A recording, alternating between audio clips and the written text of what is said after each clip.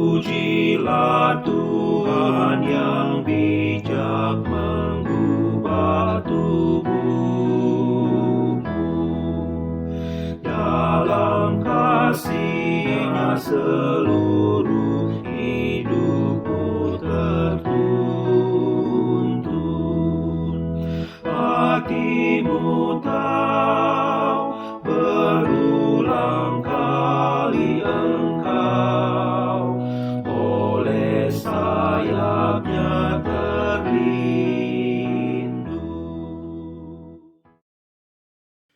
Pertolongan kita adalah di dalam nama Bapa, Putra dan Roh Kudus.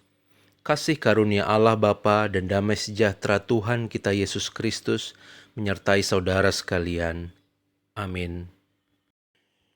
Jemaat yang dikasihi Tuhan, nas pembimbing kita di dalam minggu pertama Prapaskah ini diambil dari Markus pasal 1 ayat 13.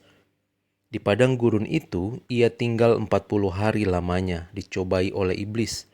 Ia berada di sana di antara binatang-binatang liar dan malaikat-malaikat melayani dia. Demikian nas pembimbing kita.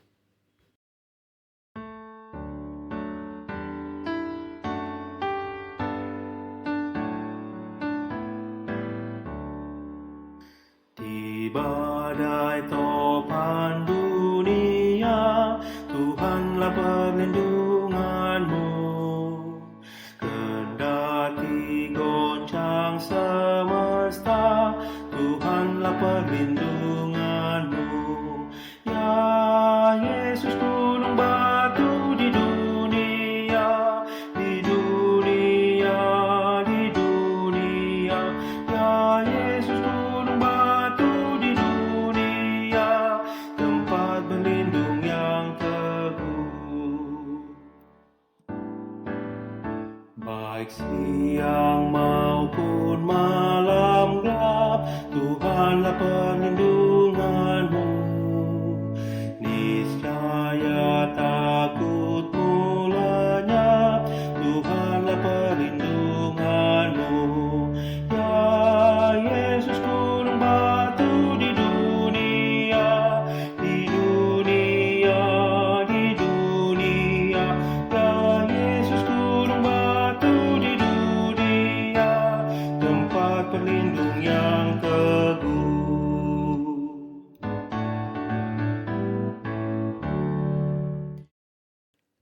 Jemaat Tuhan, saudara-saudara yang dikasihi Tuhan, mari kita berdoa mengakui dosa-dosa kita.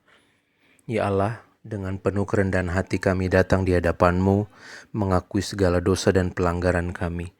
Kami mengakui bahwa seringkali kami lari dari panggilan Tuhan, bukannya mengikuti teguh, menjaga teguh apa yang Tuhan inginkan, kehendak Tuhan di dalam kehidupan kami. Kami lebih mengalihkan pikiran, tenaga, perbuatan kami kepada hal-hal di luar kehendak Tuhan, sehingga hidup kami mengecewakan Tuhan. Ampunilah kami ya Bapa. Biarlah firman Tuhan yang kami dengar kiranya dapat menolong kami, menerangi kami, agar kami memenuhi panggilan kami di dalam Tuhan. Hidup ini adalah sebuah kesempatan untuk memenuhi kehendak Tuhan. Terima kasih ya Bapa, dalam Kristus kami memohon. Amin. Jemaat yang dikasihi Kristus, untuk setiap kita yang sudah mengakui dosa dan pelanggaran kita di hadapan Tuhan, maka dengarkanlah berita anugerah untuk kita semua dari Efesus 6 ayat 24. Kasih karunia menyertai semua orang yang mengasihi Tuhan kita Yesus Kristus dengan kasih yang tidak binasa. Demikian berita anugerah, syukur kepada Allah.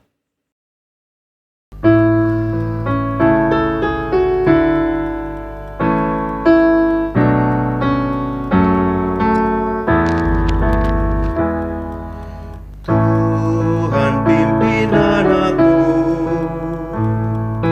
agar tidak tersesat akan jamlah seteduh bila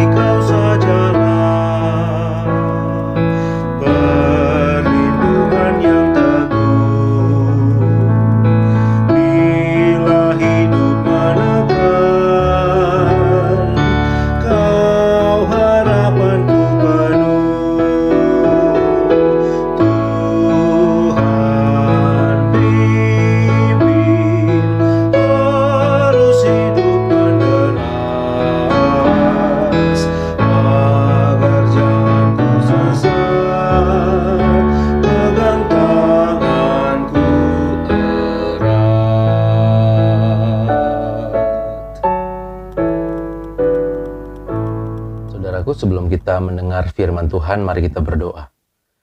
Ya Allah, kami sungguh bersyukur untuk penyertaan Tuhan dalam kehidupan kami. Kami bersyukur untuk kesempatan kami boleh mendengar firman-Mu. Biarlah firman Tuhan yang kami dengar, kami renungkan, ini boleh berakar dan bertumbuh di dalam kehidupan kami. Sehingga hari demi hari kami semakin hidup dikuasai oleh firman Tuhan, hidup kami melakukan kehendak Tuhan saja. Dalam Kristus kami berdoa. Amin. Jemaat Tuhan, pembacaan Alkitab diambil dari Markus pasal 1 ayat 9-15. Pada waktu itu datanglah Yesus dari Nazaret di tanah Galilea, dan ia dibaptis di sungai Yordan oleh Yohanes. Pada saat ia keluar dari air, ia melihat langit terkoyak, dan roh seperti burung merpati turun ke atasnya. Lalu terdengarlah suara dari sorga, "Engkaulah anakku yang kukasihi, kepadamulah aku berkenan." Segera sesudah itu roh memimpin dia ke padang gurun. Di padang gurun itu ia tinggal 40 hari lamanya, dicobai iblis.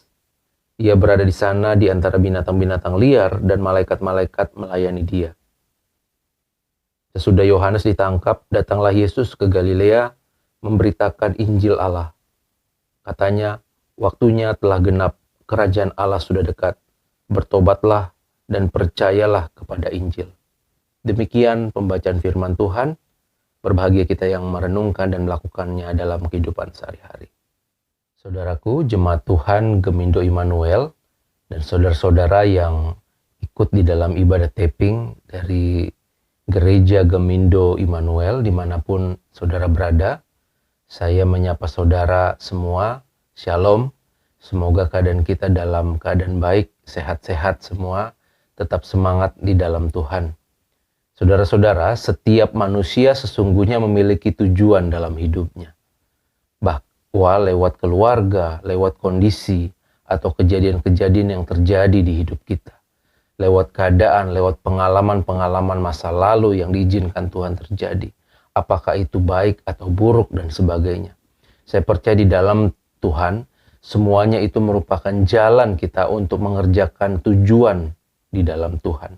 Artinya saudara, di dalam segala yang terjadi, kita menerapkan panggilan keselamatan yang Tuhan anugerahkan. Itu sebabnya saudara, bahwa keadaan yang terjadi saat ini di hidup kita bukanlah sesuatu yang asal tanpa makna. Memang kalau kita sekedar melewatkannya, atau hanya sekedar menjalankan kehidupan, atau hanya dalam rangka bertahan hidup saja, mungkin kita tidak akan pernah menemukan apa arti dan tujuan hidup ini. Tetapi setiap orang yang tinggal di dalam Tuhan, saya percaya ketika dia memenuhi panggilan Tuhan, yakni ia harus juga menjalankan tugas pelayanan semasa ia hidup. Bahwa hidup ini adalah melayani Tuhan, yakni dengan memberitakan kabar keselamatan yang sudah dianugerahkan kepada kita orang percaya. Bahwa hidup ini adalah buku yang terbuka untuk dibaca oleh setiap orang. Hidup kita harus menjadi kesaksian yang hidup, agar orang pun dapat mengalami kabar atau keselamatan yang dari Kristus itu. Saudara-saudara yang dikasihi Tuhan, perikop khotbah yang kita baca ini adalah tentang 3 peristiwa. Yang pertama, peristiwa di mana Yesus dibaptis oleh Yohanes. Yang kedua, peristiwa di mana Yesus mendapat pencobaan di padang gurun. Ketiga, peristiwa penangkapan Yohanes. Dan kemudian Yesus memberitakan Injil. Saudara-saudara yang dikasihi Tuhan, jika kita perhatikan dengan seksama, maka 3 peristiwa ini memiliki rangkaian satu dengan yang lain. Yesus dibaptis dan dicobai di padang gurun adalah peristiwa yang mengawali tugas Yesus memberitakan Injil. Dan peristiwa penangkapan Yohanes menunjukkan bahwa banyak orang yang tidak suka terhadap pemberitaan Injil. Walaupun demikian, tetapi Yohanes tetap melakukan tugasnya, fungsinya, memenuhi panggilannya, meskipun banyak tantangan dan hambatan dalam pemberitaan Injil tersebut. Saudara, Yesus dibaptis oleh Yohanes di sebuah sungai yang bernama Sungai Yordan. Ketika Yesus dibaptis, terdengarlah suara dari sorga yang berkata, "Engkaulah anakku yang kukasihi, kepadamulah aku berkenan." Saudara, dari peristiwa lain yang mengagumkan adalah bahwa dalam peristiwa pembaptisan Yesus tersebut dikatakan bahwa langit terkoyak dan roh seperti burung merpati turun ke atas Yesus. Perkataan dari sorga ini menegaskan bahwa Yesus ini bukanlah seorang yang biasa, tetapi dia adalah utusan Allah, anak Allah. Dia adalah Mesias yang dijanjikan, yang menjadi sebuah berita yang selama ini dinanti-nantikan oleh bangsa Israel pada waktu itu, yang akan dijanjikan kedatangannya. Dan itu mewujud di dalam diri Yesus. Yesus bukan manusia biasa, dia adalah Mesias itu sendiri. Dia adalah sang juru selamat itu sendiri. Penegasan Yesus adalah Mesias bukan datang dari manusia, tetapi dari Allah Bapa sendiri. Ini menjadi sangat penting, saudara.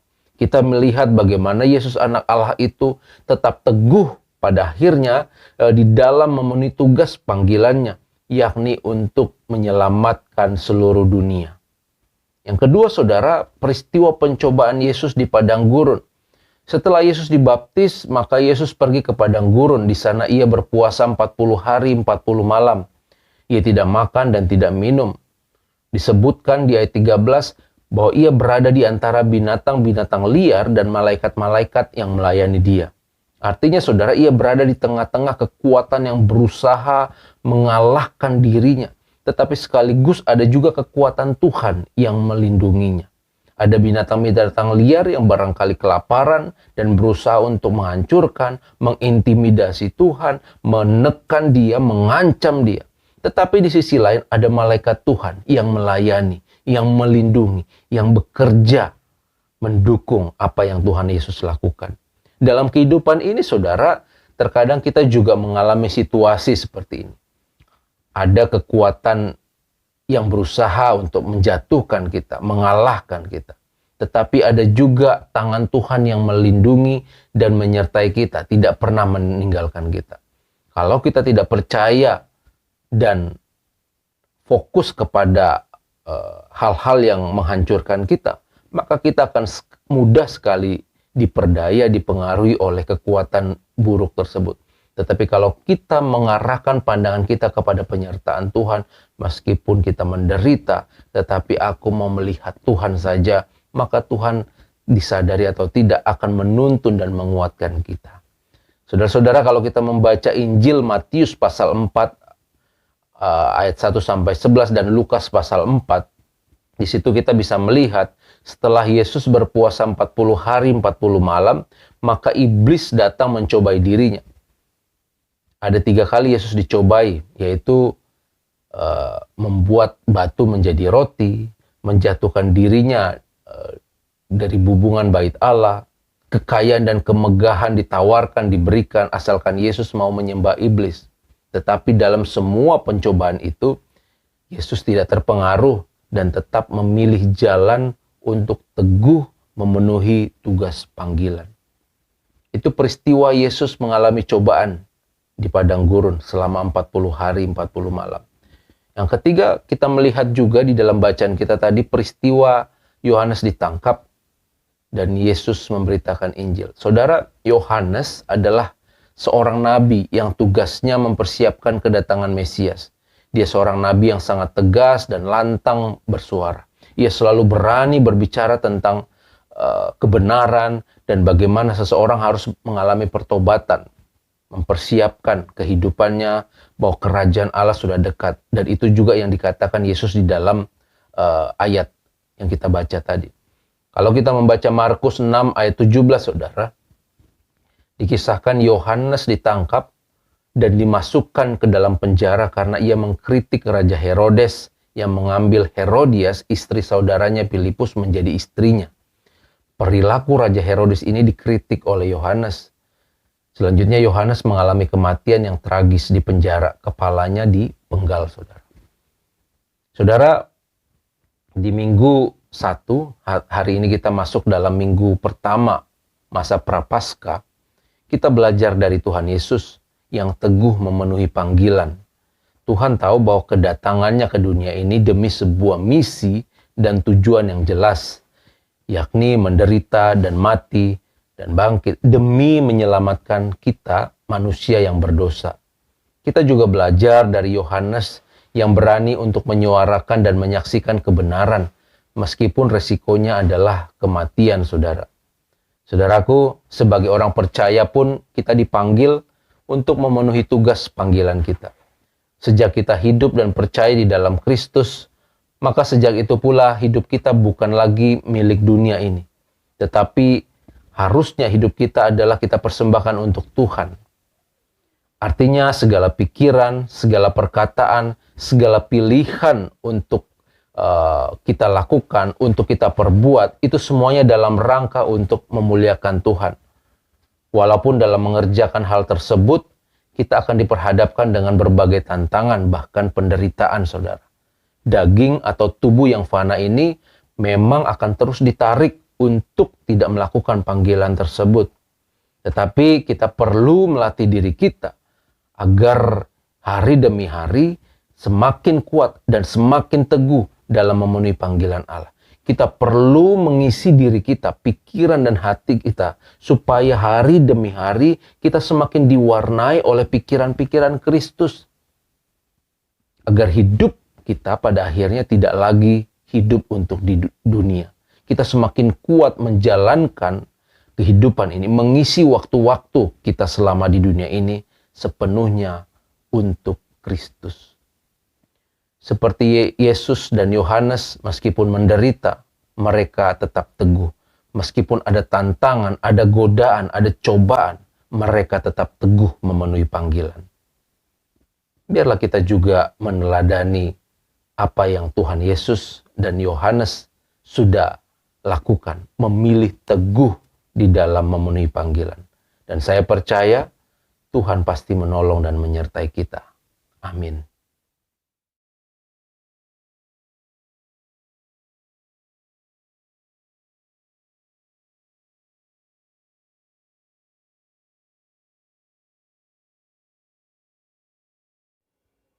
Jemaat yang terkasih, marilah kita mengucapkan pengakuan iman kita.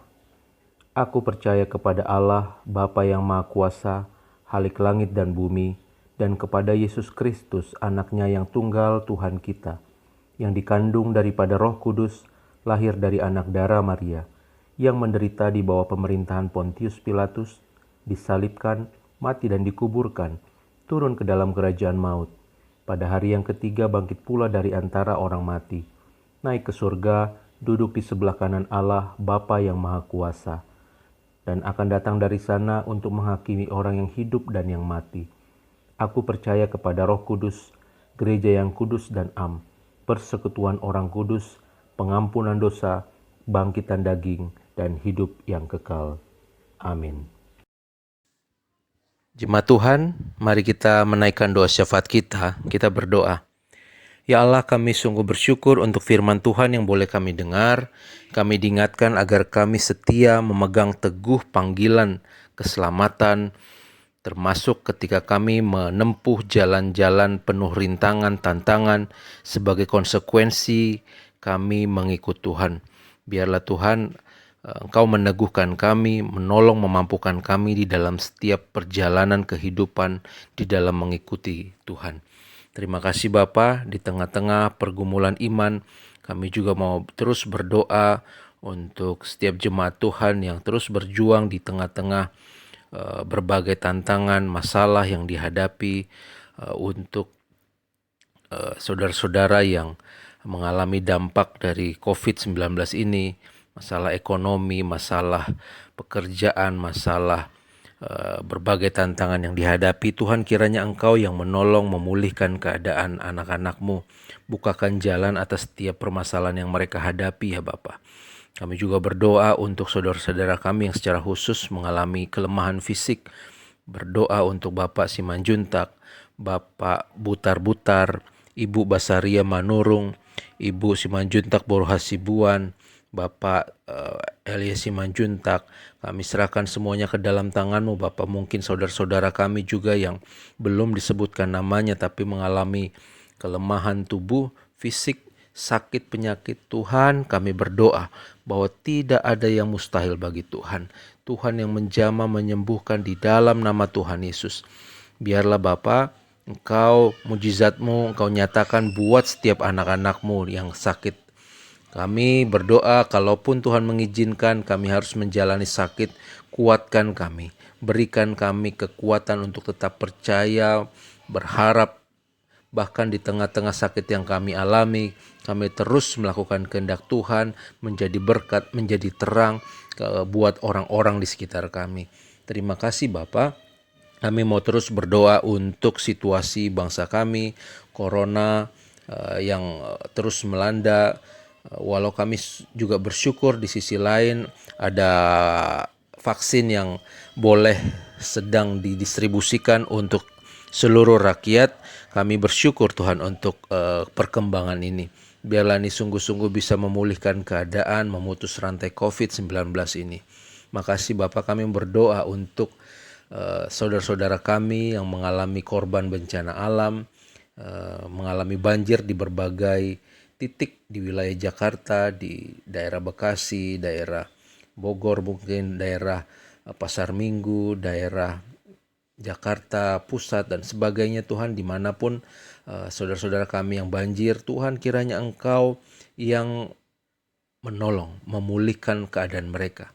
Berikan semangat, kekuatan di dalam mereka, memulihkan keadaan mereka, membersihkan rumah, bahkan juga berikan penghiburan dari kerusakan harta benda yang terjadi akibat banjir ini. Terima kasih Bapak, kami serahkan kepada pemerintah supaya bisa bergerak cepat, mengelola, mengatasi banjir ini. Terima kasih Bapak, kami mau terus berdoa untuk gereja-gereja Tuhan, Gereja Immanuel, Gemindo Immanuel, Sinode Gemindo, bahkan gereja Tuhan, lembaga-lembaga Kristen. Pakai kiranya kami semua untuk bergandengan tangan mewujudkan kasih Tuhan, kebenaran Tuhan di tengah-tengah dunia ladang pelayanan kami ini. Terima kasih Bapak, inilah doa permohonan kami, doa syafaat kami naikkan di dalam nama Tuhan Yesus yang sudah mengajar kami berdoa. Bapa kami yang di surga, dikuduskanlah namamu, datanglah kerajaanmu, jadilah kehendak-Mu di bumi seperti di surga. Berikanlah kami pada hari ini makanan kami yang secukupnya, dan ampunilah kami akan kesalahan kami, seperti kami juga telah mengampuni orang yang bersalah kepada kami, dan janganlah membawa kami ke dalam pencobaan, tetapi lepaskanlah kami daripada yang jahat. Karena Engkaulah yang punya kerajaan dan kuasa dan kemuliaan sampai selama-lamanya. Amin.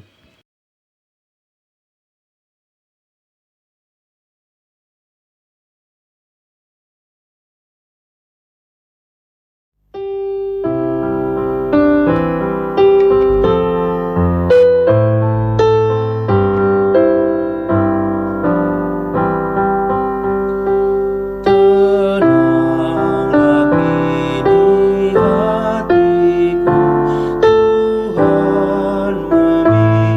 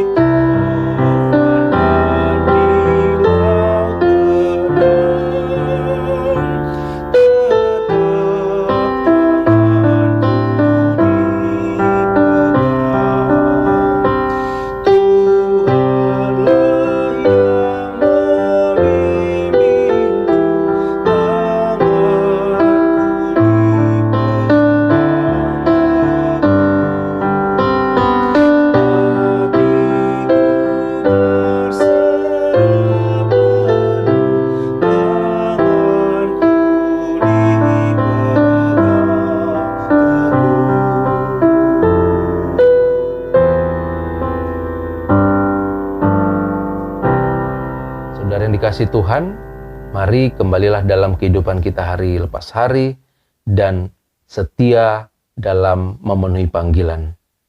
Dan terimalah berkat Tuhan. Tuhan memberkati engkau dan melindungi engkau. Tuhan menyinari engkau dengan wajah-Nya dan memberikan engkau kasih karunia. Tuhan menghadapkan wajah-Nya kepadamu dan memberikan engkau damai sejahtera. Amin.